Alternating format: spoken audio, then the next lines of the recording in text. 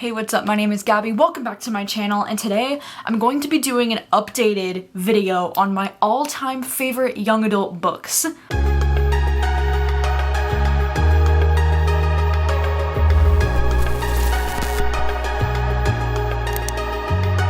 And I wanted to do an updated video for this because I'm pretty sure in that first video that I did of my all-time favorites, I only included about 10 books that were like some of my favorite young adult books of all time. And some of those books will definitely be mentioned again in this video.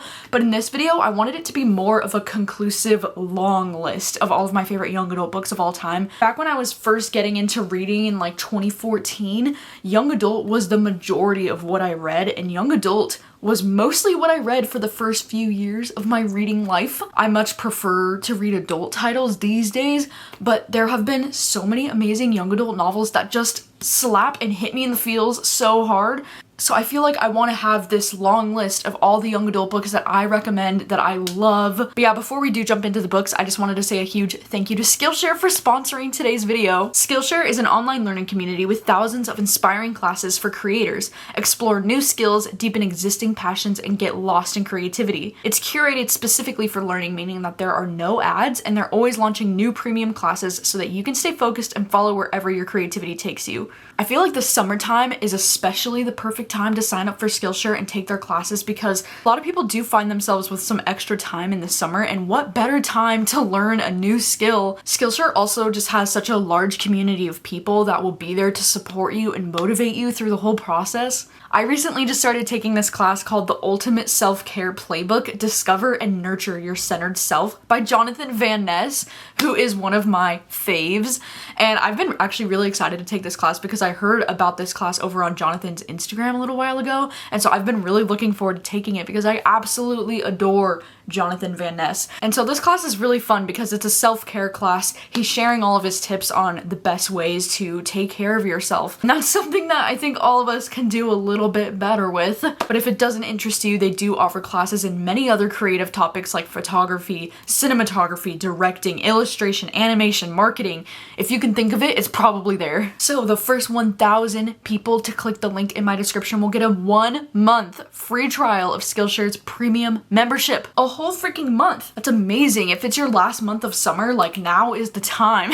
And yeah, I just think that's so wonderful and so great. So thank you so much to Skillshare for sponsoring today's video. And without further ado, let's get into the books. I just want to say too, before we even get into the books, that I think even though these books are young adult books, I think that these books could be enjoyed by readers of any age, because yes, all of these books do follow most of the time teenage characters, but I do think these stories are meant for everyone, even though I do think the target audience is young adults, but readers of any age could also enjoy these books is what I'm trying to say. Did that make any sense? I don't know. Anyways, I have a couple of different categories that I will put all of these books into, so I'll probably put timestamps down below for the different categories that I'm going to be doing, but I'm going to be saving my top 5 for the very end of this video. So I think the first category that I want to go through is books that include romance, because I don't usually enjoy young adult books that are mainly centered on romance. I don't know why that is. For some reason, I usually find young adult romance to be pretty cringy for whatever reason.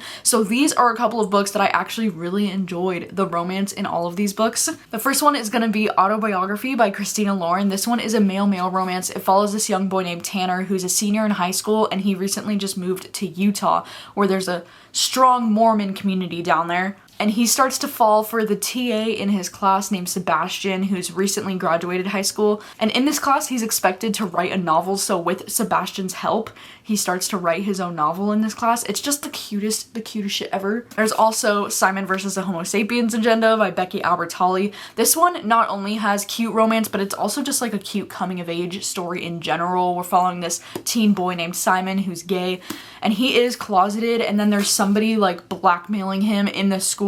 It's very intense, but somehow also happens to be so cute and light and fluffy at the same time. One of my favorites that I read years and years ago is I'll Meet You There by Heather Demetrios. This one is another romance that kind of took me off guard because it's just so cute. We're following this young girl named Skylar who works at this rundown motel in California, and then she starts to form this romance with this guy named Josh who has just recently returned from the war, and he no longer has his leg and it's just this very subtle and beautiful romance that starts to happen in this book. I also absolutely adore The Sun Is Also a Star by Nicola Yoon. This is one where I'm surprised that I love this as much as I did because this story is very insta-love. It all takes place on one day. The main girl, Natasha, in this book is Jamaican, and then her love interest, Daniel, is Korean. They are just so beautiful and so cute together. Like, this book is such a joy. And then I have Tell Me How You Really Feel. This one is a female-female romance, and it takes place in Los Angeles, and these two girls are in high school, and they're going to be creating this movie together. This one's very bantery, by the way. It's very, like, hate to love vibes because they don't really like each other, and it just makes it even more fun. And lastly, in the romance category, I have You Should See Me in a Crown. This one is also a female-female romance, and it's about these two girls who are competing for either prom queen or homecoming queen. I don't quite remember which one it is, but it's so cute. There's so much banter, and it's just like so much fun. Next category of books that I wanted to talk about are books that are outside of my normal young adult recommendations. I mean, you'll see that most of my young adult recommendations are either contemporary, coming of age, like those kinds of stories. Like, for example, Scythe by Neil Shusterman is the only like sci-fi fantasy book that I have on this list because I absolutely loved this book, but it doesn't really fit into any other category for me. Futuristic sci-fi novel where we live in this world where humans are immortal and they can live forever. But the problem with that is the overpopulation issue that begins to happen. So these people called Scythes are like, their job is to keep the world in check and keep the population down. So their job is literally to kill people, and it's just such a fascinating concept. It's very Blade Runner vibes in my opinion. And then I have one thriller on this list, which is A Good Girl's Guide to Murder by Holly Jackson. This is the one young adult thriller that I will recommend time and time again because it's just so good. I don't know why usually young adult thrillers tend to make me cringe and I just can't get on board with them, but this one is phenomenal. This one, we're just following this young girl who's working on her senior project, and she's looking back on this case that happened in her town where this girl was murdered, and then the boyfriend was accused of the murder and he committed suicide like a day later, but she doesn't think that the boyfriend did it, and so she's going back through the case and trying to figure out what happened. And this has a really great audiobook, by the way. I highly recommend the audiobook. It's very cool. Another book that could also be considered a thriller that I would recommend is Monday's Not Coming by Tiffany D. Jackson. This book is so heart-wrenching and so good and so amazing. And this one's about this young girl who's in high school and her best friend Monday does not show up at school one day, and she thinks that there's something going on with her family. She doesn't know what happened to her, and it's this mystery, and it's so good. And then the last one I have is A Lot's Away, and this one's more of like a fantasy, magical realism kind of story. We're following this main character, Ellie, and at the beginning of this book, she finds out that her cousin has died in suspicious circumstances, and she has these abilities. You know, this is kind of like a fantasy. She has some like magical things that she can do, and we just kind of follow her and her family in this book, and it's kind of like an adventure that you go on with her. The next little category I have is some graphic novels that I really enjoy. The main ones being Heartstopper by Alice Oseman. I think these books are absolutely wonderful. I've only read the first two, but I know there are 4, I think, that are currently published. Both of these are so cute. It follows Nick and Charlie. They're both these teenage boys who have feelings for each other. It's the cutest shit in this world, okay? And there's gonna be a Netflix series coming out soon. And then we have A Monster Calls by Patrick Ness. This is one of the top books that have like made me bawl my eyes out the most. I've actually read this book twice, and both times I bawled my eyes out. This one's like half novel and then half graphic novel because there's some imagery throughout it, but it also does have a lot of text like a regular novel does. But this book is absolutely heartbreaking. It's so beautiful, and it's just about this young boy named Connor who has conversations with the giant tree in his backyard that he thinks is a monster, kind of. I don't even know how to explain this to you, but it's stunning, it's beautiful, and it's a very quick read, so I would highly recommend. Okay, and now I'm gonna get into the main chunk of this video, which is just going to be, you know, contemporary coming of age recommendations. Some of these books do involve romance, but I wouldn't say it's like the main aspect of the story, or at least it didn't have a huge impact on the story for me personally, but I just really enjoyed these characters. I really enjoyed the conversations, or some of these books made me think differently about the world. The first one is The Perks of Being a Wallflower, and now that I'm thinking about it, I'm not even totally sure if this is classified as young adult or not, but I just know because the main character Charlie is in high school, I just assume that this is young adult. This is one of those books that really stuck with me, made me think differently about the world. I think it's really crazy that this book came out in the 90s because I feel like these conversations are so relevant to today.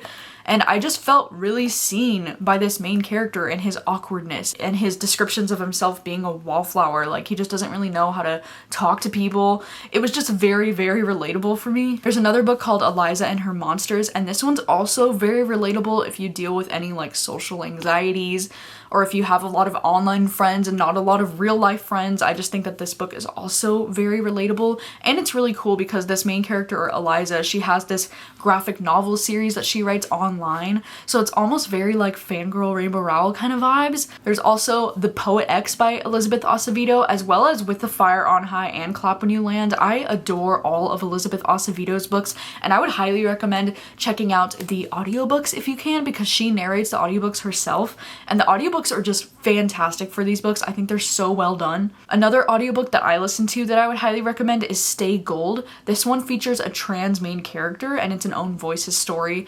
And this one is another one of my favorite, like, coming of age, kind of like figuring out your identity kind of books. And this book is not easy to read by any means. There's actually a lot of dark trigger warnings for this book, but I still think that this was such a beautiful story to read about, and I just really enjoyed this main character in this book. And then I also loved The How and the Why. This one is a really beautiful story about adoption and about like what makes somebody a parent to you. And you know, this main character deals with a lot of navigating her feelings with like her birth family in this book, and this book is just so stunning. It's so beautiful. I also have The Astonishing Color of After by Emily X.R. Pan. This one is a beautiful novel that deals with grief, because this main girl is dealing with her mother has recently committed suicide, but there's also some magical realism involved in this book because she thinks her mother has turned into a bird, which is like the main thing of this book. And this book is also one of the most beautifully written books that I've ever read, because the writing is just stunning. I love the way that this author describes colors as like emotions. It's just really, really beautiful. There's also Grown by Tiffany D. Jackson.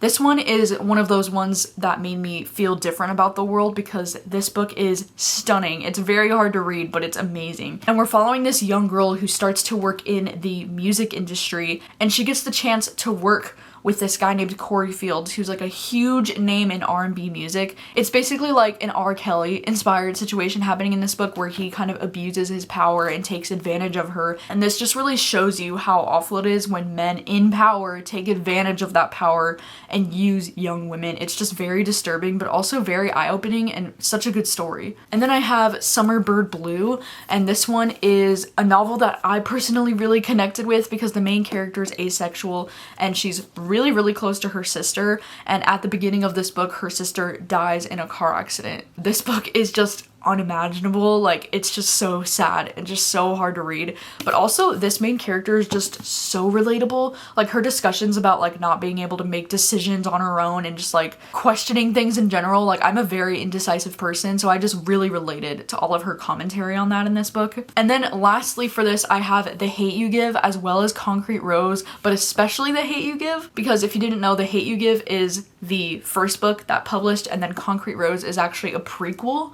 to The Hate You Give, but I do think it's better to read The Hate You Give first, at least in my opinion, because The Hate You Give is one of those books that really like changed my perspective on things for sure. This book is about this young girl named Star who is in the car with one of her friends when the police pull them over, and her friend that's in the car with her gets shot for no apparent reason. And this book is still, it's just so relevant. It's so important to read stories like this so you can understand things from a different perspective. And this book just really opened my eyes, because I feel like I never really noticed how bad police brutality had gotten in this country before I read this book. Like, this book definitely raised my awareness of these things, and I think that that's such an important thing for books to do. And then Concrete Rose is the prequel to this one, because we're actually following Star's dad in Concrete Rose when he was a teenager. And so it's really great to get both of their stories, because I absolutely love Star's dad, Maverick, in The Hate You Give, so I was very excited to read his story. And this book kind of deals with him becoming a parent as a teenager and how that impacts his life. And now we are down to the top 5. So yeah, these are my top 5 young adult books. These are the ones that I highly, highly recommend and that I just personally connected with the most out of all of the young adult books that I've ever read. The first one is going to be Felix Ever After by Case and Callender. In this book, we're following this young boy named Felix who is trans. This one's not the first trans book that I've ever read, but it's definitely the one that impacted me the most and that I felt felt like I learned the most from personally. I really love the discussion of identity in this book and trying to figure out how you identify. And my heart just breaks in this book for all of the difficulties that this main character goes through, and also the complicated relationship that he has with his mom because of his identity. It's just a really beautiful story, and it also kind of reminds me of Simon versus the Homo sapiens agenda because of the way that somebody in the school is blackmailing him with photos of before his transition. But I feel like I enjoyed this book even more than Simon just because I really love Felix's character, and I just really love this whole cast of characters in this book. I just think they're all so fleshed out. The next one on this list is going to be Loveless by Alice Oseman. Is anybody surprised? Probably not. This book is a recent favorite. This is one that I just read for the first time last year. This book follows this young girl named Georgia who is asexual, but also kind of like figuring out her identity in this book. And if you didn't know, hi, I'm asexual. I've never read a book with an asexual main character before this one. And this book really changed my life. Like, it really changed it for me. I've never felt so seen before by a book. Like, it just really shook me to my core to read this. This is such a wonderful exploration of sexuality and trying to figure out who you are. And I think if you are asexual, or if you think you could be asexual or somewhere on the spectrum, or if you just want to learn more about asexuality, I would highly, highly recommend checking this out. I actually did a really great live show over on my friend Chanel's channel last month talking about this book and what it means to all of us as asexual humans. So I will link the live show down below if you're interested in checking it out. But oh my god, I could talk about this book all day. I absolutely love it. It means so much to me. And then I have Aristotle and Dante Discover the Secrets of the Universe. This is another book that I read for the first time years and years ago, and I've read it 3 times now. And I think I love this book so much because Aristotle and Dante are both such relatable characters to me for different reasons, but especially Aristotle. Like, his insecurities about his future and his uncertainty about his life is just very relatable for me. I also love that this just takes place in Texas in the 1980s, and it's one of the most beautifully written books I've ever read. Like, the writing is so lyrical and so beautiful. And then I have We Are the Ants by Sean David Hutchinson. For a long period of time, I actually considered this book to be my all-time favorite book. Like, I live and die by this book. I've read this book twice, and this book follows this young boy named Henry, gets abducted by aliens time and time again, and they're telling him that the world is coming to an end, but if he presses this red button, he can prevent the end of the world. But also, he doesn't know if the world is worth saving anymore because his boyfriend Jesse recently just killed himself, so he's in a very depressed mindset and he just doesn't think the world is worth saving. This book is major Donnie Darko vibes, and I think that's why I love it so much. It's like Donnie Darko, but make it gay. And I just adore this book. I think about this book all the time. Diego and Henry are my little babies, and they will be protected at all costs. And then the last book that's probably like my favorite young adult book that I've ever read is Fangirl by Rainbow Rowell. Is anybody surprised? No, I talk about this book all the time. This is my most read book of all time. I've read this book 4 times, and then 5 if you include the manga novel that just came out as well. But yes, I own 2 editions of this book. Aren't they both so cute? They're both stunning.